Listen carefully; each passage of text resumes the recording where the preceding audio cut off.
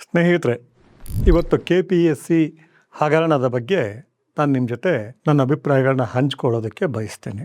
Karnataka public service commission ಸಾರ್ವಜನಿಕರಿಗೋಸ್ಕರ ಇರುವ ಒಂದು ಸಂಸ್ಥೆ. ಅದರಲ್ಲೂ ವಿದ್ಯಾರ್ಥಿಗಳು ಡಿಗ್ರಿ ಮಾಡಿರ್ತಾರೆ. ಅವರನ್ನು ನಾಳೆ KAS ಆಗಲಿ KPS ಆಗಲಿ ಬೇರೆ ಹುದ್ದೆಗಳಿಗಾಗಲಿ ತೆಗೆದುಕೊಳ್ಳೋದಕ್ಕೆ ಇರುವ ಒಂದು ಸಂಸ್ಥೆ. ಆ ಸಂಸ್ಥೆ ಇತ್ತೀಚೆಗೆ ಪಶು ವೈದ್ಯಾಧಿಕಾರಿಗಳ ಬಗ್ಗೆ ಒಂದು ಎಕ್ಸಾಮ್ ಮಾಡುತ್ತೆ. ಆ ಎಕ್ಸಾಮ್ನ ನಂತರ ಒಂದು ವಿಷಯ ಲೀಕ್ ಆಗುತ್ತೆ. ಬಹುಶಃ ಯಾರು ಸೆಲೆಕ್ಟ್ ಆಗಿಲ್ವೋ ಅವರು ಕೆಲವು ಹಗರಣಗಳನ್ನು ಪತ್ತೆ ಮಾಡ್ತಾರೆ. ಅದು ಏನು ಅಂತ ಹೇಳಿದ್ರೆ, ಆ ಚೇರ್ಮನ್ ಮಗಳು ಮತ್ತು ಕೆಲವರು ಇನ್ವಾಲ್ವ್ ಆಗಿ 80 ಲಕ್ಷ 1 ಕೋಟಿ ತಗೊಂಡು ಇದನ್ನು ಆ ಒಂದು ಹುದ್ದೆಗಳನ್ನು ಕೊಟ್ಟಿದ್ದಾರೆ, ಪರೀಕ್ಷೆಯಲ್ಲಿ ಪಾಸ್ ಮಾಡಿಸಿದ್ದಾರೆ ಅನ್ನೋದು ಆರೋಪ. ಇದನ್ನು ವಿರೋಧ ಪಕ್ಷದವರು ಬಹಳ ಗಲಾಟೆ ಮಾಡ್ತಿದ್ದಾರೆ, ಹೇರಿದ ಧ್ವನಿಯಲ್ಲಿ ಗಲಾಟೆ ಮಾಡ್ತಿದ್ದಾರೆ. ರಾಹುಲ್ ಗಾಂಧಿ ಹೋಗಿ ಅಲ್ಲಿ ಕಾಕ್ರೋಚ್ ಜನತಾ ಪಾರ್ಟಿ CJP ಆ ಮೂಮೆಂಟ್ ಚಳವಳಿಯಲ್ಲಿ ಮಾತನಾಡಿದ್ದಾರೆ. ಇಲ್ಲಿ ನೋಡಿದ್ರೆ ಹೀಗಾಗ್ತಿದೆ, ಇದನ್ನ ಯಾಕೆ ಮಾತನಾಡ್ತಿಲ್ಲ ಅಂದರೆ, ಅಲ್ಲಾಗಿರೋದು ಅನ್ಯಾಯ ಅಂತ ಒಪ್ಕೊಳ್ತಿದ್ದಾರೆ, ಇಲ್ಲಾಗಿರೋದು ಅನ್ಯಾಯ ಅಂತ ಒಪ್ಕೊಳ್ತಿದ್ದಾರೆ. ಎಲ್ಲ TVಗಳಲ್ಲೂ ಬರ್ತಾ ಇದೆ, ನ್ಯಾಷನಲ್ ಲೆವೆಲ್ ಸುದ್ದಿ ಆಗಿದೆ. ನಾನೀಗ ನಿಮ್ಗೆ ಏನು ಹೇಳಕ್ಕೆ ಬಯಸ್ತೀನಿ ಅಂದರೆ, ಇದರಲ್ಲಿ ಸುದ್ದಿ ಮಾಡ್ತಾ ಇದ್ದಾರಲ್ಲ, ಪ್ರತಿಭಟಿಸ್ತಾ ಇದ್ದಾರಲ್ಲ BJP ಅಥವಾ ಇತರರು, ಅವ್ರಿಗೆ ಇಲ್ಲಿ ಇಂಥ ಒಂದು ನಡೆಯುತ್ತೆ, ಅವ್ಯವಹಾರ ನಡೆಯುತ್ತೆ ಅಂತ ಗೊತ್ತಿರಲಿಲ್ವಾ?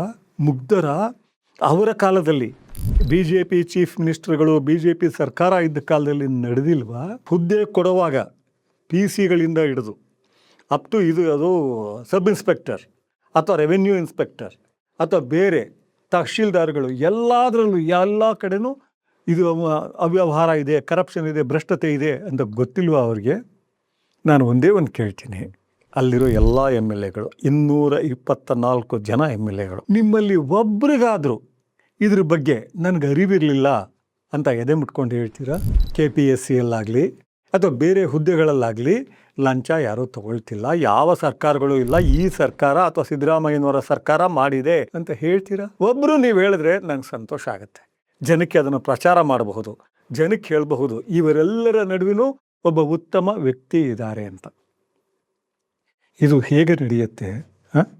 ನಾನು ಒಂದು ಸಂಗತಿ ಹೇಳ್ತೀನಿ, ಒಂದು 2-3 ನಾನೇ ಇನ್ವಾಲ್ವ್ ಆಗಿದ್ದು ಹೇಳ್ತೀನಿ. 1990ರ ಸಮಯ, ಆ ಕಾಲಾವಧಿಯಲ್ಲಿ ನನ್ನ ತಮ್ಮ ಸಬ್ ಇನ್ಸ್ಪೆಕ್ಟರ್ ಎಕ್ಸಾಮ್ ತೊಗೊಂಡಿರ್ತಾನೆ. ಇದೆಲ್ಲೂ ನಾನು ಹೇಳ್ಕೊಂಡಿಲ್ಲ, ಬರೆದೂ ಇಲ್ಲ. ಬಹುಶಃ ಇವತ್ತು ಈ ವಿಷಯ ಬಂದೇ ಇದ್ದರೆ ನಾನು ಹೇಳ್ತಾನೂ ಇರಲಿಲ್ಲ. ಬರೆದಿರ್ತಾನೆ, ಪಾಸ್ ಆಗಿರುತ್ತೆ, ಇಂಟರ್ವ್ಯೂ ಬರುತ್ತೆ. ಇಂಟರ್ವ್ಯೂ ಬಂದಾಗ ಎಲ್ಲರೂ ಹೇಳ್ತಾರೆ 50,000 1 ಲಕ್ಷ ಯಾರು ಮೆಂಬರ್ಗಳಿಗೆ ಕೊಡಬೇಕು. ನಾನು ಇವತ್ತಲ್ಲ, ಆ ಕಾಲದಲ್ಲೂ, ಯಾಕೆಂದರೆ ಸಾಹಿತ್ಯದಲ್ಲಿ ಬಂದವನು, ಸಾಹಿತಿಗಳ ನಡುವೆ ಬಂದವನು, ಭ್ರಷ್ಟಾಚಾರವನ್ನು ಆಳವಾಗಿ ಆಂತರ್ಯದಲ್ಲಿ ದ್ವೇಷಿಸಿರೋನು.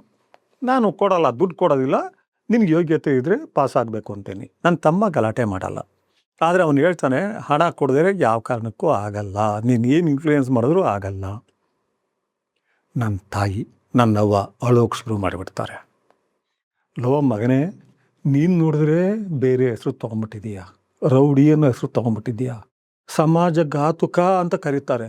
ಅಟ್ಲೀಸ್ಟ್ ಇನ್ನೊಬ್ಬ ಮಗ ಆದರೂ ಪೊಲೀಸ್ ಡಿಪಾರ್ಟ್ಮೆಂಟ್ಗೆ ಹೋದರೆ, ಒಳ್ಳೆಯ ಕೆಲಸಕ್ಕೆ ಹೋದರೆ ನಮಗೆಲ್ಲ ಒಂದು ನೆಮ್ಮದಿ ಅಲ್ವೇನಪ್ಪ ಅಂತಾರೆ. ಅಳೋಕ್ಕೆ ಶುರು ಮಾಡ್ತಾರೆ.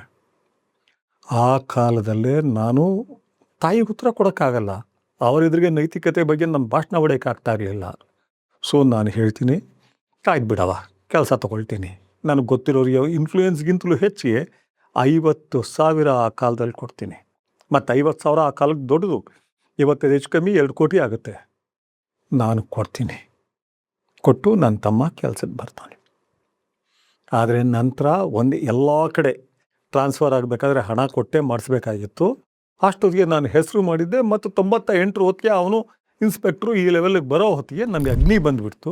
ಅಗ್ನಿ ಬಂದದ್ರಿಂದ ನಾನು ಯಾರೂ ಹಣ ಕೇಳಲಿಲ್ಲ. ಇನ್ಫ್ಯಾಕ್ಟ್ ಅವನು ಥ್ರೂ ಔಟ್ ಇಸ್ ಕೆರಿಯರ್ ಬಹಳಷ್ಟು ಕಾಲ ಇದ್ದದ್ದು ಟ್ರಾಫಿಕ್ನಲ್ಲಿ. ಲಾ ಆ್ಯಂಡ್ ಆರ್ಡರ್ ಬೇಡ ಅಂತಾನೆ. ಯಾವುದೋ ವಿಷಯಕ್ಕೆ ನೀನು ಅಥವಾ ನಿನ್ನ ಗುಂಪು ಅಂತ ವಿಷಯ ಬಂದಾಗ ನನಗೆ ಕಷ್ಟ ಆಗುತ್ತೆ, ಮುಜುಗರ ಆಗುತ್ತೆ.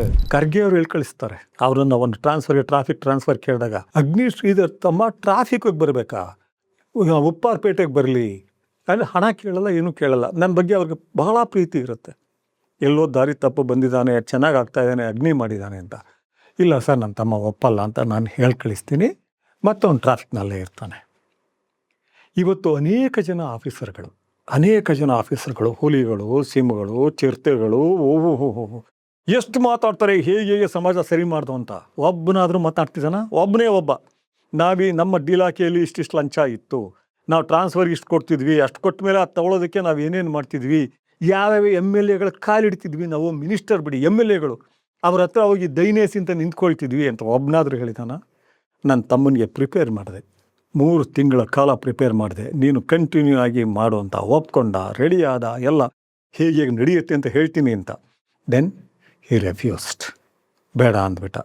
ಇಲ್ಲ ಅಣ್ಣ, ನನಗೆ ಯಾಕೂ ಆಗೋದಿಲ್ಲ, ನಾನೇ ಇದು ಡಿಪಾರ್ಟ್ಮೆಂಟ್ ಬಗ್ಗೆ ನಾನು ಮಾಡಲ್ಲ. ಈಗಲೂ ಹೇಳ್ತಾ ಇದ್ದೀನಿ, ನೋಡಪ್ಪ, ಡಿಪಾರ್ಟ್ಮೆಂಟ್ ಬಗ್ಗೆ ಬೈಬೇಡ, ನೀನು ಡಿಪಾರ್ಟ್ಮೆಂಟ್ನ ದೂಷಿಸಬೇಡ, ಹೀಗಿದೆ ನಿಮ್ಮ ಡಿಪಾರ್ಟ್ಮೆಂಟ್ನಲ್ಲಿ ಅಂತ ಒಂದು ಹೇಳು.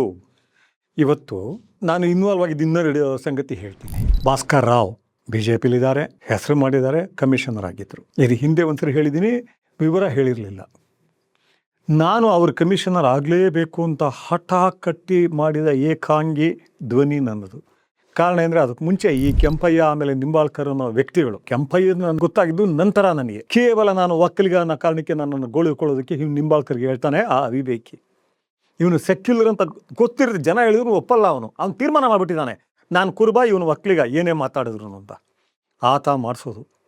ನನಗೆ ಗೋಳಿಕೊಂಡಾಗ ನಾನು ನಿಂಬಾಳ್ಕರ್ ವಿರುದ್ಧ ಬಹಳ ಜೋರಾಗಿ ಬೀಳ್ತೀನಿ. ಬಿದ್ದಾಗ ನಿಂಬಾಳ್ಕರ್ ಹೇಳಿ ಕಳಿಸ್ತಾರೆ, ರವಿಕುಮಾರ್ ಅನ್ನೋ ಒಬ್ಬ ವಕೀಲನ ಕೈಲಿ ಹೇಳಿ ಕಳಿಸ್ತಾರೆ. ಆ ರವಿಕುಮಾರ್ ಪತ್ರಕರ್ತ ಸಹ ಆಗಿರ್ತಾರೆ. ಕೆಂಪಯ್ಯನ ಒಂದೇ ಒಂದು ಸರಿ ಮಾತನಾಡೋಕ್ಕೆ ಕೇಳಿ, ಅವ್ರಿಗೆ ಒಂದು ಸರಿ ಮಾತನಾಡ್ಬಿಟ್ರೆ ಸರಿ ಹೋಗುತ್ತೆ. ಆ ಕೊಳಕಿನ ಜೊತೆ ಮಾತನಾಡಲ್ಲ ನಾನು, ಅದೇನಾಗುತ್ತೋ ನಾನು ಫೇಸ್ ಮಾಡ್ತೀನಿ ಅಂತ ರೆಫ್ಯೂಸ್ ಮಾಡ್ತೀನಿ. ಆಮೇಲೆ ಬಿಡಿ, ಏನೇನಾಯಿತು ಎಲ್ಲ ಮುಗೀತದು. ಆಗ ನಾನು ಅದಾದ ನಂತರ ನನಗೆ ಅಸತ್ಯ ಕಂಡಿಡೀರಿ, ಕಡುಬೇರೆ ಸೀನಿನ ಕೇಸ್ನಲ್ಲಿ ನಮಗೆ ಬೇಕಾಗಿರೋ ಒಬ್ಬ ಕನ್ನಡ ಆಫೀಸರ್ ಬೇಕು ಅಂತ ಹೇಳಿ ಇವ್ರ ಬಗ್ಗೆ ನಾನು ಶೋಭಾ ಕರಂದ್ಲಾಜೆ, ಆಮೇಲೆ ಲೆಹರ್ ಸಿಂಗ್, ನಮ್ಮ ಚನ್ನಪಟ್ಟಣ MLA ಯೋಗೇಶ್ವರ್, ಇವ್ರುಗಳೆಲ್ಲರ ಜೊತೆ ಮಾತನಾಡಿ ಅವ್ರ ಹತ್ರ ಕಳಿಸಿ ನಾನು ಮಾಡಿಸ್ತೀನಿ. ಆದರೆ ಮಾಡಿಸೋ ಹಂತದಲ್ಲಿ ಅವರಿಗೆ ಕೊಡೋದಕ್ಕೆ ಮುಂಚೆ, ಆ ಒಂದು ವೃತ್ತಿಯನ್ನು ಕೊಡೋದಕ್ಕೆ, ಆ ಒಂದು ಹುದ್ದೆ ಬೆಂಗಳೂರು ಕಮಿಷನರ್ ಕೊಡೋದಕ್ಕೆ ಮುಂಚೆ ಅವ್ರಿಗೆ ಬೇರೆ ಕಡೆಯಿಂದ ಒಂದು ನ್ಯೂಸ್ ಬರುತ್ತೆ. ಯಡಿಯೂರಪ್ಪ ಆಗ CM. ನಾನೇನು ದೂಷಿಸ್ತಾ ಇಲ್ಲ, just I am presenting the facts. ಅವ್ರಿಗೆ 10 ಕೋಟಿ ಕೊಡಬೇಕಾಗತ್ತೆ ಅನ್ನುವ ಒಂದು ಬರುತ್ತೆ. ಭಾಸ್ಕರ್ ರಾವ್ ನಮ್ಮ ಆಫೀಸ್ಗೆ ಭಾಳ ಸರಿ ಬಂದಿದ್ದಾರೆ. ಅವರು ಒದ್ದಾಡಿದ್ದು ನಾನು ADG ಆಗಬೇಕು ಕರ್ನಾಟಕ ಅಂತ. ನಾನು ಹೇಳ್ತೀನಿ, ನೀವು ADG ಆದರೆ ನನಗೇನೂ ಪ್ರಯೋಜನ ಆಗಲ್ಲ, ಆ ಕೇಸ್ ಈಸಿ ತೆಗಿಬೇಕು. ನಾನು ಮತ್ತು ಅವ್ರ ಬಗ್ಗೆ ಯಾರು ಆಪಾದನೆ ಹೊತ್ಕೊಂಡಿದ್ದಾರೋ ನನ್ನ ಹುಡುಗರು, ನಾವು ಮುಗ್ದರು ಅಂತ ಗೊತ್ತಾಗಬೇಕು. ಅದೇ ಕಾರಣಕ್ಕೋಸ್ಕರ ಒದ್ದಾಡೋದು ನಾನು. 10 ಕೋಟಿ ವಿಷಯ ಬಂದಾಗ ನಾನು ಹೇಳ್ತೀನಿ, ನಾನು ಈ ವಿಷಯದಲ್ಲಿ ಇನ್ವಾಲ್ವ್ ಆಗಲ್ಲ. ನಾನು ಇನ್ವಾಲ್ವ್ ಆದರೆ ಅವ್ರು ಎದುರು ಬಿಡ್ತಾರೆ. ಹೌದು, ನನಗೂ ಅದನ್ನು ಹೇಳಿದ್ದಾರೆ ಸರ್ ಅಂತಾರೆ. ಕಡೆಗೆ ಒಬ್ಬ ಹಿರಿಯ ವಕೀಲರ ಮೂಲಕ ವಿಜಯೇಂದ್ರನ್ ಜೊತೆ ಮಾತನಾಡಿ ಆ ಪೋಸ್ಟ್ ತಗೊಳ್ತಾರೆ. ಅದಕ್ಕೆ ಮುಂಚೆ ಕುಮಾರಸ್ವಾಮಿ ಆಗಿದ್ದಾಗ, ಕುಮಾರಸ್ವಾಮಿ ನಂತರ ಯಡಿಯೂರಪ್ಪ ಬರೋದು. 2ನೇ ಸಾರಿ ಆದಾಗ, 1ನೇ ಸಾರಿ ಅಲ್ಲ 2ನೇ ಸಾರಿ ಕುಮಾರಸ್ವಾಮಿ 1 ವರ್ಷ ಆಗಿರ್ತಾರೆ. ಆಗ ಅವರು ರೇವಣ್ಣ ಇವ್ರ ಜೊತೆಲೂ ಮಾತಾಡಿರ್ತಾರೆ, ಎಷ್ಟು ಅಂತಲೂ ಮಾತನಾಡಿರ್ತಾರೆ. ಆದರೆ ಕುಮಾರಸ್ವಾಮಿ ಅವ್ರನ್ನ ಒಪ್ಪಲ್ಲ, ಯಾವುದೋ ಕಾರಣಕ್ಕೋಸ್ಕರ ಒಪ್ಪಲ್ಲ. ಕಡೆಗೆ ಇಲ್ಲಿ ಕೊಟ್ಟು ಹಾಕ್ತಾರೆ. ಆಮೇಲೆ ಅಫ್ಕೋರ್ಸ್ ನಾವು ಬಹಳ ಟ್ರೈ ಮಾಡ್ತೀವಿ ಆ ಇದರಲ್ಲಿ ನಿಜವಾದ ಕಲ್ಪ್ರಿಟ್ ಯಾರು ಅಂತ ಕಂಡುಹಿಡಿಯೋದಕ್ಕೆ. ಬಟ್ ಅವರು ಭಾಳ ಟ್ರೈ ಮಾಡ್ತಾರೆ. ಅವರು ಒಂದು 6 ತಿಂಗಳು ಟ್ರೈ ಮಾಡ್ತಾರೆ. ಅವ್ರು ಕೇಳಿದ ವಿವರಗಳನ್ನ, ಸಾಕ್ಷಿಗಳನ್ನ ಒದಗಿಸೋಕೆ ನಮ್ಮ ಕೈಲಾಗಲ್ಲ, ನಾನು ಬಿಟ್ಬಿಡ್ತೀನಿ. ಆಮೇಲೆ 3ನೇ ಸಾರಿ ನಾನು ಇನ್ವಾಲ್ವ್ ಆಗೋದು. ಅಫ್ಕೋರ್ಸ್ ಅವರನ್ನು even today I have respect for him as A human being. But ಅಲ್ಲಿ ಕೊಡಲೇಬೇಕಾಗತ್ತೆ. ಮತ್ತು ಅಲ್ಲಿ ಏನೇನು ಎಷ್ಟೆಷ್ಟು ಕಡೆ ಅವರು ಹಣ ತೆಗೆದುಕೊಳ್ಳದೆ ಜನರ ಪರ ಮಾತನಾಡಿದ್ರು ಅನ್ನೋದು ನನಗೆ ಗೊತ್ತಿದೆ. ಅದು ಈಗ ಬೇಡ. ಅವ್ರಿಗೆ ಇನ್ಫ್ಯಾಕ್ಟ್ ಹೇಳಿದೆ, ಕಮಿಷನರ್ ಹುದ್ದೆಯಿಂದ ಹೊರಗಡೆ ಬಂದಾಗ ರಿಸೈನ್ ಮಾಡಿ ಬನ್ನಿ, ರಿಸೈನ್ ಮಾಡಿ ಬಂದಾಗ ಸರ್ಕಾರದಲ್ಲಿ ಏನೇನು ನಡೆಯುತ್ತೆ ಹೇಳಿ ಅಂತ. 2 ತಿಂಗಳು ಒಪ್ಕೊಂಡ್ರು. ಇವ್ರದ್ದೆಲ್ಲ ಸಮಸ್ಯೆ 2 ತಿಂಗಳು ಒಪ್ಕೊಂಡ್ರು. ಆಮೇಲೆ ಇಲ್ಲ, ನಂದು ಯಾವ್ದಾದ್ರು ಸಿಕ್ಕಿಸ್ಬಿಡ್ತಾರೆ CBIಗೆ ಹೇಳಿ, ಇದೇ ಪದ ಹೇಳಿದ್ರು. ನನಗೆ ಕಷ್ಟ ಆಗುತ್ತೆ, ವೈಯಕ್ತಿಕವಾಗಿ ನನಗೆ ಕಷ್ಟ ಆಗುತ್ತೆ. ನಾನು ಅವಾಗ ಬೇರೆಯಷ್ಟು ಏನೂ ಮಾಡಿಲ್ಲ, ಬೇರೆಯವರಷ್ಟು ನಾನು ಭ್ರಷ್ಟಾಚಾರ ಎಸಗಿಲ್ಲ. ಆದರೂ ಸರ್ಕಾರದ ಹತ್ರ ನಮ್ಮ ಮೇಲೆ ಒಂದು ಹಿಡಿತ ಇದ್ದೇ ಇರುತ್ತೆ. ಆಮೇಲೆ ನಾನು ಬಲವಂತ ಮಾಡಲಿಲ್ಲ. 3ನೇ ಸರಿ ನಾನು ಇನ್ವಾಲ್ವ್ ಆಗಿತ್ತು. ಒಬ್ಬರು ದಲಿತ ವ್ಯಕ್ತಿ ಬರ್ತಾರೆ, ಪ್ರೊಫೆಸರ್. ನಮಗೆ ಮಂಗಳೂರು ವಿಶ್ವವಿದ್ಯಾನಿಲಯದಲ್ಲಿ ಉಪಕುಲಪತಿ ಕೊಡಿಸಿ. ಒಬ್ಬ ಹಿರಿಯ ವಕೀಲರು, ಒಂದು ಗುಂಪೇ ಬರ್ತದೆ ಹಿರಿಯ ವಕೀಲರು. ಏನಂತ ಬರ್ತಾರೆ ಅವರು, ಸಿದ್ದರಾಮಯ್ಯನವ್ರ ಬಗ್ಗೆ ನಾವು ತಿಳ್ಕೊಂಡಿದ್ದೀವಿ, ನಿಮ್ಮ ಬಗ್ಗೆ ಸಾಕಷ್ಟು ಗೌರವ ಇದೆ, ನೀವು ಅವ್ರನ್ನ ಮೆಚ್ಚಿ ಮಾತನಾಡ್ತೀರಿ, ನೀವು ಹೇಳಿದ್ರೆ ಆಗತ್ತೆ. ಅಟ್ಲೀಸ್ಟ್ ನಾನು ಯಾಕೆ ಮಂಗಳೂರು ವಿಶ್ವವಿದ್ಯಾನಿಲಯಕ್ಕೆ ಅವ್ರನ್ನ ದಲಿತರನ್ನ ಬಯಸ್ತಾ ಇದ್ದೀನಿ ಅಂದರೆ ಹೇಳಿದ್ರೆ, ಸಾಂಸ್ಕೃತಿಕವಾಗಿ ನಾವು 1-2 ಸಾರಿ ಹೋಗಿ ಅಲ್ಲಿ ಮಾತನಾಡಬಹುದು ನಮ್ಮ ಗುಂಪುಗಳು.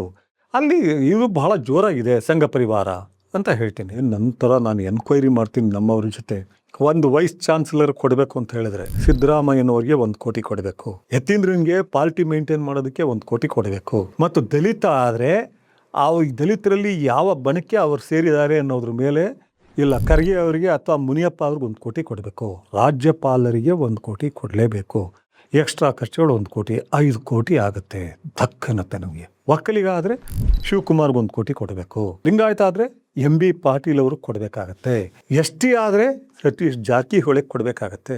ಸುಳ್ಳು ಅಂತ ಹೇಳಿ ನಾನು ಹೇಳ್ತೀನಿ. ದೊಡ್ಡವರೆಲ್ಲ ಹೇಳಿದ್ರು ಇದನ್ನು. ಯಾಕೆಂದರೆ ಇದು ಹೇಳಿದ ನಂತರ ನನಗೆ ಅನುಮಾನ ಆಗುತ್ತೆ, ಈ ಹುದ್ದೆನ ಕೊಡಬಾರ್ದು ಅನ್ನೋ ಕಾರಣಕ್ಕೋಸ್ಕರ ನನಗೆ ಹಿಂಗೆ ಹೇಳ್ತಿದ್ದಾರೆ ಅಂತ ಹೇಳಿ ಅನುಮಾನ ಆಗಿ ಮತ್ತೆ ಆ ವೈಸ್ ಚಾನ್ಸಲರ್ ಹುದ್ದೆಗೆ ಟ್ರೈ ಮಾಡ್ತಾ ಇದ್ದವ್ರನ್ನ ಕರೆಸ್ಕೊಳ್ತೀನಿ ನಮ್ಮ ಲಾಯರ್ಗಳ ಮೂಲಕ. ಅವರು ಮಗನ ಜೊತೆ ಬರ್ತಾರೆ, ಮಗನೂ ಲಾಯರ್. ನಾನು ಕೇಳ್ತೀನಿ, ಏನು ಕಮ್ಮಿ ಅಂದ್ರೂ 5ರಿಂದ ನೀವು ಕೇಳ್ತಾ ಇರೋ ಮಂಗಳೂರು 5 ಕೋಟಿ ಮೇಲಿದೆ ಅಂತ ನಿಜಾನಾ? ನನಗೆ ಶಾಕ್ ಆಗೋದಿಲ್ಲ ಅಂದರೆ ಹೌದು ಸರ್ ಇದೆ. ನೀವು ಕೊಡ್ತೀರಾ? ಕೊಡ್ತೀನಿ ಸರ್. ಆ ದುಡ್ಡನ್ನು ಹಿಂದಕ್ಕೆ ಮಾಡ್ಕೊಳ್ಳೋದು ಹೇಗೆ, ಹಿಂದಕ್ಕೆ ತೊಗೊಳ್ಳೋದು ಹೇಗೆ ನೀವು? ಇಲ್ಲ ಸರ್ ನಿಮಗೆಲ್ಲ ಎಕ್ಸ್ಪ್ಲೇನ್ ಮಾಡೋಕ್ಕಾಗಲ್ಲ, ಡೆವಲಪ್ಮೆಂಟು ಇದು ಏನು ಕಟ್ಟಡಗಳ ನಿರ್ಮಾಣ ಬಹಳ ಇದೆ. ಬೆಂಗಳೂರಿಗೆ ಎಷ್ಟಿದೆ? 15 ಕೋಟಿ ಮೇಲಿದೆ ಸರ್. ಬೆಂಗಳೂರು ಮೈಸೂರೆಲ್ಲ 15 ಕೋಟಿ ಮೇಲಿದೆ. ಏನೋ ಲೆಕ್ಕಕ್ಕೆ ಬಾರದ ಕೆಲವು ಯೂನಿವರ್ಸಿಟಿಗಳು 3 ಕೋಟಿ ಇದೆ. ನಾನು ವೈಸ್ ಚಾನ್ಸಲರ್ ಹೇಳ್ತೀನಿ, ದಯವಿಟ್ಟು ಒಂದು ಅರ್ಥ ಮಾಡ್ಕೊಳ್ಳಿ, ಈ ದಂಧೆಯಲ್ಲಿ ನಾನಿಲ್ಲ, ನನಗೆ ಅಗತ್ಯ ಇಲ್ಲ. ನೀವಾಗಿ 5 ಕೋಟಿ ಕೊಟ್ಬಿಟ್ಟು 50 ಕೋಟಿ ಮಾಡ್ತಿರೋ 100 ಕೋಟಿ ಮಾಡ್ತಿರೋ ನನಗೆ ಬೇಕಿಲ್ಲ. ನಾನು ನಿಮ್ಮಿಂದ ಯಾವ ಸಹಾಯನೂ ಕೇಳಲ್ಲ. ನಾನು ಅಂದ್ಕೊಂಡಿದ್ದು ಸಾಂಸ್ಕೃತಿಕ ಕಾರಣಕ್ಕೆ. ನೀವು ದುಡ್ಡು ಕೊಟ್ಟು ಮಾಡಿಸ್ಕೊಳ್ಳೋದಾದರೆ ದಯವಿಟ್ಟು ನನ್ನೊಂದು ಹತ್ರ ಬರಬಾರ್ದು. ನಾವೆಲ್ಲ ಮನೆ ಮುಂದೆ ಬೋರ್ಡ್ ಹಾಕಿರ್ತಾರೆ ನಂಜುಂಡಸ್ವಾಮಿ ಅವರು, ಯಾವ ಕಾರಣಕ್ಕೂ ವರ್ಗಾವಣೆ ವಿಷಯಕ್ಕೆ ಬರಬೇಡಿ ಅಂತ. ನಾನು ಬೋರ್ಡ್ ಹಾಕಲ್ಲ ಅಷ್ಟೇ. ನಾನು ಈ ದಂಧೆನಲ್ಲಿ ಇಲ್ಲ, ದಂಧೆನಲ್ಲಿ ಆಸಕ್ತಿ ಇಲ್ಲ, ತಿಳ್ಕೊಳ್ಳೋ ಆಸಕ್ತಿನೂ ಇಲ್ಲ. ದಯವಿಟ್ಟು ನನ್ನ ಹತ್ರ ಬರಬಾರ್ದಾಗಿತ್ತು ಅಂತ ಹೇಳ್ತೀನಿ. ನಂತರ ಅವರು 3 ತಿಂಗಳ ನಂತರ ಚೆನ್ನಾಗಿರ್ತಾರೆ. ನನಗೆ ಕವಿತೆಗಳು ಇದು ಎಲ್ಲ ಬರೆದಿದ್ದಾರೆ. ನಾನು ಆ ಜಾತಿ ಹೇಳಿದ್ರೆ ನಿಮ್ಗೆ ಗೊತ್ತಾಗ್ಬಿಡುತ್ತೆ. ಬೇರೆ ಒಂದು ಯೂನಿವರ್ಸಿಟಿಯೇ ಆಗ್ತಾರೆ, ಅವರಲ್ಲಿಂದ ಫೋನ್ ಮಾಡ್ತಾರೆ ನನಗೆ, ಸರ್ ನಿಮ್ಮ ಬಗ್ಗೆ ಭಾಳ ಗೌರವ ಇಟ್ಕೊಂಡಿದ್ದೀನಿ, ಏನಾದ್ರು ಒಂದು ಪ್ರೋಗ್ರಾಮ್ ಮಾಡೋಣ ಇಲ್ಲಿ, ನೀವು ಬರ್ತೀರಾ ಅಂತಾರೆ. ಇಲ್ಲ ನಾನು ಹೊರಗಡೆ ಅಷ್ಟು ದೂರದಲ್ಲಿ ನಾನು ಬರೋದಿಲ್ಲ, ನನಗೆ ಆಸಕ್ತಿ ಇಲ್ಲ ಅಂತೇಳಿ ಹೇಳ್ತೀನಿ. ಆಮೇಲೆ ಮಾತನಾಡಲಿಲ್ಲ. ಇದು ನಾವು ತಲುಪಿರುವ ಅಧೋಗತಿ. ಇಲ್ಲಿ ವ್ಯವಸ್ಥೆ ಅನ್ನೋದಿಲ್ಲ, ಅವ್ಯವಸ್ಥೆ. ನಾನೇ ಇನ್ವಾಲ್ವ್ ಆಗಿ ನನಗೆ ಗೊತ್ತು. ಇದಾದ ನಂತರ ಅನೇಕರು ಬರ್ತಾರೆ ನನ್ನ ಹತ್ರ. ಅಂದರೆ ಅವರು ವ್ಯವಸ್ಥೆನ ಒಪ್ಕೊಂಡ್ಬಿಟ್ಟಿದ್ದಾರೆ. PC ಕೆಲಸಕ್ಕೆ ಹಾಕಿದ್ದಾನೆ ನನ್ನ ಮಗ, ನೀವು ನಿಂತ್ಕೊಳ್ಳಿ 15 ಲಕ್ಷ ಕೇಳ್ತಿದ್ದಾರೆ ಅಂತಾರೆ. ನಾನು ನಿಂತ್ಕೊಂಡಿದ್ದೀನಿ ಅದು ಗೊತ್ತಾದರೆ ತೊಗೊಳ್ಳೋರು ತೊಗೊಳ್ಳಲ್ಲಪ್ಪ. ಯಾವತ್ತೂ ಒಂದಿನ ಮಾತನಾಡ್ತೀನಿ. ಕಾರಣ ನಾನು ಒಳಗಡೆ ಇಟ್ಕೊಳ್ಳೋಕ್ಕಾಗಲ್ಲ ಯಾವುದೂ. ರೈಟ್ರುಗಳಾಗಲಿ ಯಾರಾಗಲಿ ನಮ್ಮ ಥರ ಮಾತಾಡೋದು ಜನಗಳು ಯಾರೂ ಇಟ್ಕೊಳ್ಳೋಕ್ಕಾಗಲ್ಲ. ಒಂದು ಹಂತದಲ್ಲಿ ಬಂದುಬಿಡುತ್ತೆ, ತೊಗೊಳ್ಳಲ್ಲ. ಸಬ್ ಇನ್ಸ್ಪೆಕ್ಟ್ರಿಗೆ 2 ಮಕ್ಕಳನ್ನು ಸಬ್ ಇನ್ಸ್ಪೆಕ್ಟ್ರಿಗೆ ಅಪ್ಲೈ ಮಾಡಿಸಿರೋ ಒಬ್ಬ ದಲಿತರು ಬರ್ತಾರೆ. 50 ಲಕ್ಷದಿಂದ 1 ಕೋಟಿ. ಅಥವಾ ಯಾರನ್ನಾರು ಕನೆಕ್ಷನ್ ಕೊಡಿಸಿ ಅಂತಾರೆ. ನಾನು ಕನೆಕ್ಷನ್ನು ಕೊಡಿಸಲ್ಲ. ಟ್ರಾನ್ಸ್ಫರ್ಗೆ ಬರ್ತಾರೆ, ಬೇಜಾರು ಮಾಡ್ಕೊಳ್ತಾರೆ ಇನ್ಸ್ಪೆಕ್ಟರ್ಗಳು. ನೀವು ಹೇಳಿದ್ರೆ ನಾವು ದುಡ್ಡಂತೂ ಕೊಟ್ಬಿಡ್ತೀವಿ, ನೀವಿದ್ದರೆ ನಮಗೆ ಮೋಸ ಆಗಲ್ಲ. ಸಾರಿ, ನನಗೆ ಕೇಳಬೇಡಿ, ನನಗೆ ಆಸಕ್ತಿ ಇಲ್ಲ. ಕಳೆದ ಬಾರಿ ನಾನು ಡಿಪಾರ್ಟ್ಮೆಂಟ್ ಬಗ್ಗೆ ಕೆಲವರು ಹೇಳೋದೇನು ಅಂದರೆ, ಡಿಪಾರ್ಟ್ಮೆಂಟ್ನ ಹಿಡಿತಕ್ಕೆ ತೊಗೊಳೋದಕ್ಕೆ ಇವರು ಮಾತನಾಡ್ತಾರೆ. ಐ ಆಮ್ ಸಾರಿ, ಡಿಪಾರ್ಟ್ಮೆಂಟ್ ನಾನು ಯಾರಿಗಾರು ಮಾತಾಡಿದ್ದೀನ ಕೇಳಿ, ಒಬ್ರಿಗಾದರೂ ಫೋನ್ ಮಾಡಿದ್ದೀನ ಕೇಳಿ. ಅವ್ರು ಮಾಡಬಹುದು, ಯಾಕೆ ಅಗತ್ಯ ಇಲ್ಲ ನನಗೆ. Not that I am egoistic, ಅಹಮಲ್ಲ ಏನೂ ಅಲ್ಲ, ಅಗತ್ಯ ಅವ್ರಿಗಲ್ಲ. IAS ಇರಲಿ, IPS ಇರಲಿ, ಇನ್ಸ್ಪೆಕ್ಟರ್ಗಳಿರಲಿ, ರೆವೆನ್ಯೂ ಆಫೀಸರ್ಸ್ ಇರಲಿ, ನಾನು ಮಾತನಾಡೋದಿಲ್ಲ. ಕಾರ್ಪೊರೇಷನಲ್ಲಿ ಕೇಳಿ ನಾನು ಮಾತಾಡಿದ್ದೀನಿ ಅಂತ ಅಲ್ಲಿ ಅವರೇ ಮಾಡಿ ಹೇಳ್ತಾರೆ, ಸರ್ ನಮಗೆ ಮಾಡಿಲ್ಲ ನೀವು, ನಾವು ಈ ಭ್ರಷ್ಟತೆಯಿಂದ ಹೊರಗಡೆ ಬರಬೇಕು, ಆಗ್ತಿಲ್ಲ ಅಂತಾರೆ. BDಯಲ್ಲಿ ಕೇಳಿ, ನಾನು ಮಾತನಾಡೋದೇ ಇಲ್ಲ. ನನಗೆ ನನ್ನ ಹತ್ತಿರದವರು, ನನ್ನ ಮಕ್ಕಳು ಅವ್ರಿಗೆ ಬಿಟ್ಟು ನಾನು ಮಾತನಾಡೋಕ್ಕೆ ಇಷ್ಟಪಡೋದಿಲ್ಲ. ವಕೀಲರುಗಳ ಜೊತೆ ಮಾತನಾಡ್ತೀನಿ, ಸಾಹಿತಿಗಳ ಬಗ್ಗೆ ಮಾತಾಡ್ತೀನಿ. ಆತ್ಮೀಯರು ಅಂತ ಇದ್ದಾರೆ, ಅವ್ರ ಜೊತೆ ಬಿಟ್ಟರೆ ನಾನು ಮಾತನಾಡಲ್ಲ. ದಯಾನಂದ್ ಅವರು ಸಾಕಷ್ಟು ಎಫಿಷಿಯೆಂಟ್ ಆಫೀಸರ್ ಅಂತ ಹೆಸರು ತೊಗೊಂಡಿರ್ತಾರೆ. ಅವರು ಹಿಂದಿನ ಪೊಲೀಸ್ ಕಮಿಷನರ್. ಆಗ ಇದರಲ್ಲಿ ಗಲಾಟೆ ಆಗುತ್ತೆ ಸ್ಟೇಡಿಯಂನಲ್ಲಿ, ಕ್ರಿಕೆಟ್ ಸ್ಟೇಡಿಯಂನಲ್ಲಿ, ಚಿನ್ನಸ್ವಾಮಿ ಸ್ಟೇಡಿಯಂನಲ್ಲಿ ಗಲಾಟೆ ಆಗಿ 8-10 ಮಕ್ಕಳು ಸಾಯ್ತಾರೆ. ಆ ಸತ್ತ ಮಾರನೆಯ ದಿನದಿಂದನೇ ಅವ್ರನ್ನ ತೆಗಿಬೇಕು, as if he is responsible. ಇದನ್ನು ಯಾವ ಟೈಮು ಕೊಡದೆ ಇಷ್ಟು ದೊಡ್ಡ ಪ್ರೋಗ್ರಾಮ್ ಆಯೋಜಿಸಿರೋ ನಾವು ರೆಸ್ಪಾನ್ಸಿಬಲ್ ಅಂತ ಸಿದ್ದರಾಮಯ್ಯನವರಾಗಲಿ, DK ಶಿವಕುಮಾರ್ ಆಗಲಿ, ಬೇರೆ ಯಾರೂ ಕೊಡೋದಿಲ್ಲ. ಕೆಲವು ಜೈಲಿಗೆ ಹೋಗ್ತಾರೆ ಆ ಚಿನ್ನಸ್ವಾಮಿಯ ಸ್ಟೇಡಿಯಂ ಪದಾಧಿಕಾರಿಗಳು. ಅವರೇನು ಒದ್ದಾಡಿರೋದಿಲ್ಲ, ಅದಕ್ಕೆ ಒದ್ದಾಡಿದ್ದವರು ರಾಜಕಾರಣಿಗಳು. ಏನೋ ಅಚೀವ್ ಮಾಡಿಬಿಟ್ಟಿದ್ದಾರೆ, ದೇಶದಲ್ಲಿ ತಂದುಬಿಟ್ಟಿದ್ದಾರೆ ಅನ್ನೋ IPL ಇದಕ್ಕೋಸ್ಕರ ಮಾತನಾಡ್ತಾರೆ. ಅವರಾದ ತಕ್ಷಣ ನೆಕ್ಸ್ಟ್ ಬೇರೆ ಕಮಿಷನರ್ ಬರ್ತಾರೆ ಕೇವಲ 1 ವಾರದಲ್ಲಿ. ಆ ಸಮಯದಲ್ಲೇ ನಮಗೆ ನ್ಯೂಸ್ ಬರುತ್ತೆ, 30 ಕೋಟಿನ 3 ಜನ ಆಫರ್ ಮಾಡ್ತಿದ್ದಾರೆ, 50 ಕೋಟಿನ ಒಬ್ಬರು ಆಫರ್ ಮಾಡ್ತಿದ್ದಾರೆ. ಇದನ್ನು ನಾನು ಒಂದು ಫಂಕ್ಷನ್ನಲ್ಲಿ ನಿರ್ಭಯಾ ಕೇಸ್ ಮತ್ತು ಇನ್ನೊಂದು ಕೇಸ್ನಲ್ಲಿ ಮುಖ್ಯಸ್ಥರಾಗಿದ್ದ ಇವ್ರಿಗೆ ಹೇಳ್ತೀನಿ, ಕಮಿಷನರ್ಗಳ ಎದುರಿಗೆ ಇಂಗ್ಲೀಷ್ನಲ್ಲಿ ನಾನು ಮಾತಾಡ್ತೀನಿ, ಅದು ಬರುತ್ತೆ. ಯಾರೂ ನನ್ನನ್ನು ತಿರಸ್ಕರಿಸಲ್ಲ ಸುಳ್ಳು ಹೇಳಿದ್ಯಾ ಅಂತ. 50 ಕೋಟಿ ಕೊಟ್ಟವ್ರಿಗೆ ಆಗತ್ತೆ. ಏನಿದು 50 ಕೋಟಿ ಕೊಟ್ಟ ಮನುಷ್ಯ ತುಂಬ ಒಳ್ಳೆಯ ಮನುಷ್ಯ, ನಮ್ಮ ಭಾಸ್ಕರ್ ರಾವ್ ಥರ. ಆದರೆ ಕೇವಲ ಭಾಸ್ಕರ್ ರಾವ್ ನಂತರ ಇಲ್ಲಿ ಇನ್ನೂ 8-10 ವರ್ಷ ಆಗಿಲ್ಲ, ಅಷ್ಟರಲ್ಲೇ 50 ಕೋಟಿ ಹೋಗಿದೆ ಅಂದರೆ ಏನಾಗಬೇಕು? ಆ ಮನುಷ್ಯ ಏನಾಗಬೇಕು? ಅವನ ಸ್ವಾಸ್ಥ್ಯ ಉಳಿಸ್ಕೊಳ್ಳೋದಾದ್ರೆ ಹೇಗೆ? ಯಾರ ಮೂಲಕ ಅವತ್ತು ಕೀಳಬೇಕು? ಎಲ್ಲಿ ಕೀಳಬೇಕು? ಇವತ್ತು ಇನ್ಸ್ಪೆಕ್ಟರ್ಗಳಿಗೆ 1 ಕೋಟಿಯಿಂದ 2 ಕೋಟಿ, ACPಗಳಿಗೆ 1 ಕೋಟಿಯಿಂದ 3 ಕೋಟಿ, DCPಗಳಿಗೆ 10 ಕೋಟಿ, ಮತ್ತು ತಹಶೀಲ್ದಾರ್ಗಳು AC ಗಳಿಗೆ 5ರಿಂದ 7 ಕೋಟಿ, ತಹಶೀಲ್ದಾರರಿಗೆ 3ರಿಂದ 5 ಕೋಟಿ. ಯಾರಿಗೂ ಗೊತ್ತಿಲ್ಲ ಸ್ವಾಮಿ ಇದನ್ನು? ಯಾರಿಗೆ ಗೊತ್ತು? ಯಾವ ರಾಜಕಾರಣಿಗಳಿಗೆ ಇದು ಗೊತ್ತಿಲ್ಲ? ಇವತ್ತು ರಾಜಕಾರಣಿಗಳು ಅಂದರೆ ಜನ ಹೇಗಂತಿದ್ದಾರೆ, ಬೈಯೋದು ಬಿಡಿ, ಹೆಗ್ಣಗಳು ಅದು ಇದು ಅಂತ ತೀರಾ ಕೆಟ್ಟೋಗಿದೆ. MLAಗಳು ಮತ್ತು ಕಾರ್ಪೊರೇಟರ್ ಮಕ್ಕಳುಗಳನ್ನ ಕಾಲೇಜ್ಗಳಲ್ಲಿ ಸ್ಕೂಲ್ಗಳಲ್ಲಿ ಯಾರೂ ಬೆಲೆ ಕೊಡಲ್ಲ. ಅವ್ರ ಜೊತೆ ಮಾತನಾಡ್ತಾರೆ, ಅವರಪ್ಪ ಏನೋ ಅಂತ ಸ್ಟೂಡೆಂಟ್ಸ್ಗಂತೂ ಇಲ್ಲ, ಲೆಕ್ಚರರ್ಗಳು ಇವರು ಮಾತನಾಡ್ತಾರೆ, ಅವ್ರ ಅಪ್ಪದಿರ ಹತ್ರ ಇರೋ ಬ್ರೋಕರ್ಗಳು ಮಾತನಾಡ್ತಾರೆ. ಯಾರೂ ಬೆಲೆ ಕೊಡ್ತಿಲ್ಲ. Please understand this. ಆ ಮಕ್ಕಳು ನರಳ್ತಾ ಇದ್ದಾರೆ. ಇದನ್ನು ಯಾರೋ ಒಂದು ನನಗೆ ಹೇಳ್ತಾ ಇಲ್ಲ, ಅವರೇ ಹೇಳ್ತಿದ್ದಾರೆ. ಆ ಮಕ್ಕಳು ತಂದೆಯವರು ಹೇಳ್ತಿದ್ದಾರೆ, ನಮಗಿಷ್ಟ ಇರಲಿಲ್ಲ ಸಾರ್, ಈ ವೃತ್ತಿಗೆ ಬಂದುಬಿಟ್ಟಿದ್ದೀವಿ. ಒಂದು ಕಾಲದಲ್ಲಿ ನಗೋರು, ಇವರು ಅಂಡರ್ವರ್ಲ್ಡ್ ಮಕ್ಕಳು, ರೌಡಿಗಳ ಮಕ್ಕಳು ಅಂದರೆ ಕೆಟ್ಟದಾಗಿ ನೋಡ್ತಾರೆ ಅಂತ. ಅದು ಹೊರಟೋಗಿದೆ. ಅವ್ರ ಬಗ್ಗೆ ಕನಿಕರ, ಪ್ರೀತಿ, ಗೌರವ, ವಿಶ್ವಾಸ, ನಂಬಿಕೆಯಿಂದ ನೋಡ್ತಾರೆ. ಆದರೆ ಈ ಅಧಿಕಾರಿಗಳ ಮಕ್ಕಳು, ಪೊಲೀಸ್ ಅಧಿಕಾರಿಗಳ ಮಕ್ಕಳು ಯಾರಾದರೂ ಇಷ್ಟಪಡ್ತಾರ? ಕೇಳಿ ಪ್ಲೀಸ್ ಟೆಲ್ ಮೀ. ಆಫೀಸರ್ಗಳನ್ನ ನಾನು ಕೇಳ್ತಿದ್ದೀನಿ, ಇಷ್ಟಪಡ್ತಾರಾ? ಯಾಕೆಂದರೆ ಗೊತ್ತಿದೆ ಸುಲಿತಾರೆ. ಯಾಕೆ ಸುಲಿತಾ ಇದ್ದಾರೆ ಅವರು? ಅರೆ ಆ ಹೆಸರುಗಳು ಹೇಳಲ್ಲ ನಾನು. ಒಂದು ಸಾರಿ 4 ಜನ ಇನ್ಸ್ಪೆಕ್ಟರ್ಗಳು ಬರ್ತಾರೆ, ಸರ್ ಹೇಗಾರು ಮಾಡಿ ಟ್ರಾನ್ಸ್ಫರ್ಗೆ ದುಡ್ಡು ತೊಗೊಳೋದು ತಪ್ಪಿಸಿ ಸರ್, 1 ವರ್ಷಕ್ಕೆ ನಾವು 1 ಕೋಟಿ ಕೊಡಬೇಕು, ತಿರುಗಿ 11 ತಿಂಗಳಾದ್ಮೇಲೆ ನೆಕ್ಸ್ಟ್ 1 ಕೋಟಿ ಕೊಡೋಕ್ಕೆ ಇದು ಮಾಡಬೇಕು. ಎಲ್ಲಿ ಬರುತ್ತೆ ನಮಗೆ? ಬರೋದೇ ಸೂಳೆ ಮನೆಗಳು, ಇವರು ವಂಚಕರು, ರೌಡಿಗಳು, ಯಾರು ಕಾನೂನು ಭಂಗ ಮಾಡ್ತಾರೋ ಅವರಿಂದ. ಸಣ್ಣದಾಗಿ ಕಾಲೇಜ್ ಹುಡುಗರು ಜಗಳ ಮಾಡ್ಕೊಂಡಿದ್ರು ನಾವು 50,000 1 ಲಕ್ಷ ಕೇಳ್ತೀವಿ. ಯಾರೋ ಒಬ್ಬ ಗಾಂಜಾ ಸೇದಿದ್ದಾನೆ ಅಂದರೆ ಅವ್ನಿಗೆ 50,000 ಬಿಡಿ, ಅವ್ನ ಫ್ರೆಂಡ್ಸ್ಗಳು ಯಾರು, ಮತ್ತು ಸೇದ್ದೇ ಇರೋ ಶ್ರೀಮಂತರು ಯಾರಿದ್ದಾರೆ, ಅವ್ನು ಸೇದ್ತಾನೆ ಅಂತ ಗೊತ್ತಿರೋ ಶ್ರೀಮಂತರು ಯಾರಿದ್ದಾರೆ, ನೀನು ಅವನ ಜೊತೆ ಒಂದು ಪಫ್ ಹೊಡೆದಿದ್ಯಂತೆ ಅಂತ ಅವನ ಕೈಲೇ ಹೇಳಿಸ್ತೀವಿ. ಯಾವ ಲೆವೆಲ್ಗೆ ಹೋಗಿದೆ ಇದು? ಇದು ಯಾರು ಗೊತ್ತಿಲ್ಲ ಅಂತ ಹೇಳಿ ಸ್ವಾಮಿ, ಪ್ಲೀಸ್ ಗೊತ್ತಿಲ್ಲ ಅಂತ ಹೇಳಿ. 224 ಜನ MLAಗಳು ಭಾಳ ಮಾತನಾಡ್ತಿದ್ದೀರಲ್ಲ BJP ಅವರು, ಗೊತ್ತಿಲ್ಲ ಅಂತ ಹೇಳಿ. ಅವ್ರ ಕಾಲದಲ್ಲಿ ನಡೆದಿಲ್ಲ ಅಂತ ಹೇಳಿ. ನಮ್ಮ ಕಾಲದಲ್ಲಿ KPSC ಹಗರಣ, ಹುದ್ದೆಗಳಿಗೋಸ್ಕರ ಭ್ರಷ್ಟಾಚಾರ, ಅಥವಾ ಯಾವುದೇ ರೀತಿ ಕಾಂಟ್ರಾಕ್ಟ್ಗಳಲ್ಲಿ ನಡೆದಿರೋ ಅವ್ಯವಹಾರ ಒಂದು ಇಲ್ಲ ಅಂತ ಹೇಳಿ. ಅವರೆಲ್ಲರೂ ಬಹುತೇಕ ಎಲ್ಲರ ಬಗ್ಗೆನೂ ನನಗೆ ಖಂಡಿತ ಹೇಳ್ತೀನಿ, ತೋರಿಸ್ಕೊಳಕ್ಕೆ ಹೇಳ್ತಾ ಇಲ್ಲ, ಯಾರನ್ನೋ ಮೆಟ್ಸೋಕ್ಕೆ ಹೇಳ್ತಾ ಇಲ್ಲ. ಪ್ರೀತಿ ಇದೆ, ಕನಿಕರ ಇದೆ, ಗೌರವ ಎಳ್ಳಷ್ಟು ಇಲ್ಲ. ಅವ್ರು ಹೇಳ್ತಾರೆ, ಸರ್ ನಮ್ಮ ಹತ್ರ ಬರೋರೇ ನಿಮ್ಮ ಥರ ಇರಲ್ಲ, ಎಲ್ಲರೂ ದುಡ್ಡು ಕೇಳ್ತಾರೆ, ಯಾರೋ ಸತ್ತೋಗಿದ್ದಾರೆ, ಯಾರಿಗೋ ಸ್ಕೂಲ್ ಫೀಸ್ ಕಟ್ಟಬೇಕು, ಏನೋ ಇದಾಗಬೇಕು ಅಂತ. ನಾವೆಲ್ಲಿ ತರೋಣ? ಬೇಡ, ಹುದ್ದೆಗೆ ಹೋಗಬೇಡಿ, ನೀವು ಬೇರೆ ಏನಾದ್ರು ಬಿಸ್ನೆಸ್ ಮಾಡಿ, ಒಂದು ಅಂಗಡಿ ಇಡಿ. ಒಂದು ಅಂಗಡಿ ಇಟ್ಟಾಗ ನಿಮ್ಮ ಬರೋ ತೂಕ ಎಷ್ಟಿರುತ್ತೆ? ಬಟ್ ಆಗಲ್ಲ, ಬೇರೆ ಏನೂ ಗೊತ್ತಿಲ್ಲ. ಆ ಕಾರ್ಪೊರೇಟರ್ಗಳ ಕತೆ ಅಂತೂ ಹೇಳೋದೇ ಬೇಡ. ಕಾರ್ಪೊರೇಷನ್ಗೋಸ್ಕರ ಚುನಾವಣೆಗೆ ಎಷ್ಟು ವರ್ಷ ಆಯಿತು? ಎಕ್ಸ್ ಕಾರ್ಪೊರೇಟರ್ಗಳು ಬೇರೆ ಕೆಲಸ ಮಾಡೋಕ್ಕಾಗ್ತಾ ಇಲ್ಲ, ಹೋಗೋದಕ್ಕಾಗ್ತಾ ಇಲ್ಲ, ಸೃಷ್ಟಿಸ್ಕೊಳ್ಳೋಕ್ಕಾಗ್ತಾ ಇಲ್ಲ, ಮತ್ತು ಆ ಚುನಾವಣೆನೂ ನಡೀತಾ ಇಲ್ಲ. ಆ ಚುನಾವಣೆ ನಡೀದೇ ಇರೋದಕ್ಕೆ ಕಾರಣ ಎಲ್ಲ MLAಗಳು ಮತ್ತು ಮಂತ್ರಿಗಳು ಅಂತ ಎಲ್ಲರಿಗೂ ಗೊತ್ತಿದೆ. That itself is a very big corruption. ಇಲ್ಲ, ಹುದ್ದೆನೇ ಇರಬಾರ್ದು, ಕಾರ್ಪೊರೇಟರ್ನ ಹುದ್ದೆ ತೆಗೆದುಬಿಡಿ. ಆ ಅವಧಿ ಮುಗಿದ ಮೇಲೆ 4-5 ವರ್ಷ ಯಾಕೆ ಮಾಡಲ್ಲ? ಅದೇ ಥರ MLAಗಳು ಮಾಡಿದ್ರೆ ಹೇಗಿರುತ್ತೆ? ಬರೀ ಹಾಕಿಬಿಡಿ, ಗವರ್ನರ್ ಆಳ್ವಿಕೆ ಹಾಕ್ಬಿಡಿ, ರಾಷ್ಟ್ರಪತಿ ಆಳ್ವಿಕೆ ಹಾಕ್ಬಿಡಿ, ರಾಜ್ಯಪಾಲ ನಡ್ಸ್ಕೊಂಡು ಹೋಗಲಿ ಅಂದರೆ ನೀವು ಒಪ್ತೀರಾ?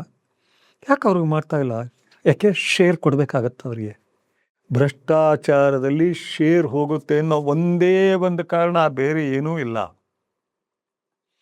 ನಮ್ಮ ಭ್ರಷ್ಟಾಚಾರದಲ್ಲಿ 4 ಜನ, 5 ಜನ, 6 ಜನ ಕಾರ್ಪೊರೇಟರ್ ಬಂದುಬಿಟ್ರೆ ನಮಗೇನು ಅನ್ನುವ ಒಂದೇ ಒಂದು ಕಾರಣಕ್ಕೆ ಕಾರ್ಪೊರೇಷನ್ ಚುನಾವಣೆ ನಡೀತಾ ಇಲ್ಲ. ಯಾರಿಗೂ ಗೊತ್ತಿಲ್ಲ ಇದು. ವಿರೋಧ ಪಕ್ಷದವ್ರಿಗೆ ಗೊತ್ತಿಲ್ವಾ? ಆಳುವ ಪಕ್ಷದವ್ರಿಗೆ ಗೊತ್ತಿಲ್ವಾ? ಅಧಿಕಾರಿಗಳಿಗೆ ಗೊತ್ತಿಲ್ವಾ? ಮೀಡಿಯಾಗೆ ಗೊತ್ತಿಲ್ವಾ?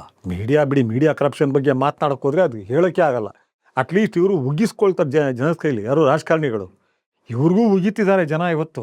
ಮೀಡಿಯಾ ಅದರಲ್ಲೂ ಅಬ್ಬಬ್ಬಬ್ಬಬ್ಬ, ಆ ವಿಜುವಲ್ ಮೀಡಿಯಾ ಕೇಳಲೇಬೇಡಿ. ಪ್ರಿಂಟ್ ಮೀಡಿಯಾ ಸ್ವಲ್ಪ ಇದಿತ್ತು, ಅಲ್ಲಿ ಘನತೆ ಇತ್ತು, ಗೌರವ ಇತ್ತು. ಇವರಂತೂ ನಾಯಿಗಳಿಗೂ ಹೋಲ್ಸೋಕ್ಕಾಗಲ್ಲ.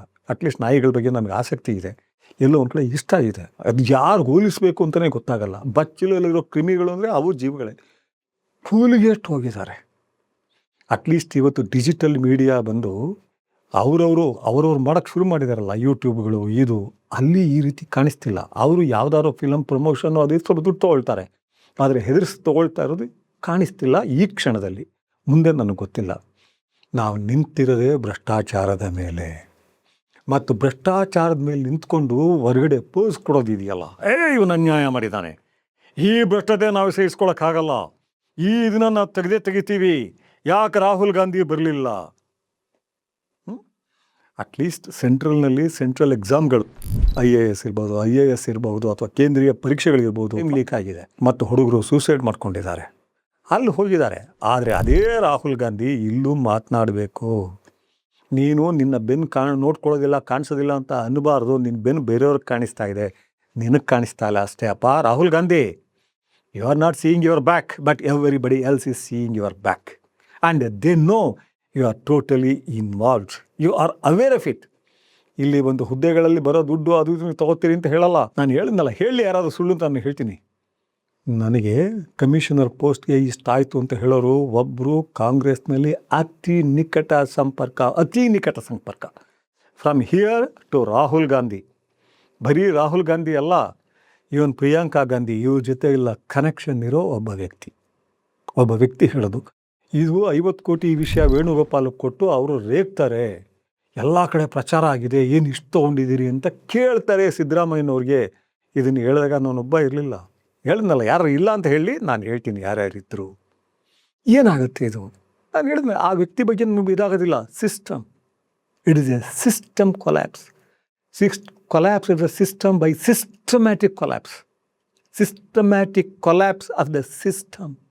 ವ್ಯವಸ್ಥೆ ಅವ್ಯವಸ್ಥೆ ಆಗಿದೆ. ಬರೀ ನಾಟಕದಲ್ಲಿದ್ದೀವಿ ನಾವು. ಇವರೆಲ್ಲರೂ ಮುಗ್ಧರು, ಹುಷಾರಾಗಿ ಗೊತ್ತಾಗೋಯ್ತು ಅನ್ಬೇಡಿ. ಮತ್ತು ಅನೇಕ ಜನ BJPಲಿರೋ ಶಾಸಕರು ಸಹ KPSCಯಲ್ಲಿ ಈ ವೈದ್ಯಾಧಿಕಾರಿಗಳ ಆಯ್ಕೆಯಲ್ಲಿ ಹೇಳಿರಲ್ಲ ಅಂದ್ಕೊಂಡಿರ್ತೀರಾ, ಫೋನ್ ಮಾಡಿರಲ್ಲ ಅಂದ್ಕೊಂಡಿರ್ತೀರಾ? ಖಂಡಿತ ಮಾಡಿರ್ತಾರೆ. ಏನಾರು ಸುಳ್ಳು ಹೇಳ್ತಿದ್ದೀನ ನಾನು?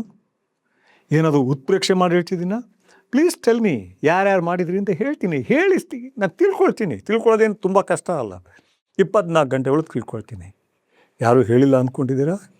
ಹೇಳ್ತಾರೆ. ಅದಕ್ಕೆ ಕಾಂಗ್ರೆಸ್ನವರಿದ್ದಾಗ BJP ಹೇಳ್ತಾರೆ, BJP ಇದ್ದಾಗ ಕಾಂಗ್ರೆಸ್ಸು, ದಳದವ್ರು ಇರ್ತಾರೆ, ದಳ ಇದ್ದಾಗ BJP, Congress. They are all sailing in the same boat. ಇಲ್ಲಿರೋ ರಾಜಕೀಯ ವರ್ಗ, ಅಧಿಕಾರಿ ವರ್ಗ ಬಿಟ್ಬಿಡಿ, ಇದನ್ನೆಲ್ಲ ಯಾವುದೋ ಮೀಡಿಯಾಗಳನ್ನ ಬಿಟ್ಬಿಡೋಣ. ಅಧಿಕಾರಿ ವರ್ಗ ಇವರೆಲ್ಲ ಸೇರಿ 10ರಿಂದ 11% ಇಲ್ಲ, 90% ಜನ ಲೂಟಿ ಮಾಡೋದೇ ಇವರ ಹವ್ಯಾಸ, ಚಟ ಮತ್ತು ಕೆಲಸ ಮತ್ತು ಧರ್ಮ. ಅದನ್ನು ಅಧರ್ಮ ಅಂತ ನಾವು ಹೇಳ್ಬೋದು. ವ್ಯವಸ್ಥೆ ಈ ವ್ಯವಸ್ಥೆಯಲ್ಲಿ ಬೇರೆ ಥರ ಇರೋಕ್ಕಾಗಲ್ಲ. ಕೇಳಿ ಇವ್ರನ್ನೆಲ್ಲ.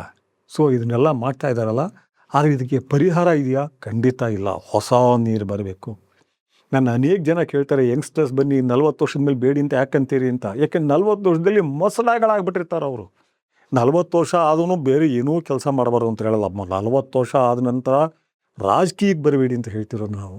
ಅದ್ರ ವೃತ್ತಿ ರಾಜಕೀಯಗಳು ಬಂದುಬಿಟ್ಟಿರ್ತಾರೆ, 25-30 ವರ್ಷಕ್ಕೆ ಬಂದಿರ್ತಾರೆ.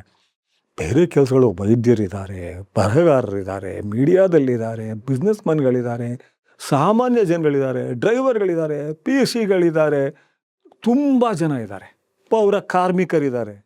ಹಿಂದೆ ನಾವು ಜಾಡುಮಾಲಿಗಳು ಅಂತ ಹೇಳ್ತಿದ್ವಿ. ಜಾಡುಮಾಲಿ ಅಂದ್ರೂ ಜಾಡು ಪರ್ಕೆ ಇಟ್ಕೊಂಡಿರೋದು ಅಂತ. ಅವರು ಒಂದು ದಿನ ಇಲ್ಲದೆ ಹೋದರೆ, ಒಂದು ದಿನ ಕೆಲಸ ಮಾಡದೆ ಹೋದರೆ ಎಷ್ಟು ಕಾಯಿಲೆ ಬರ್ತಾ ಗೊತ್ತಾ?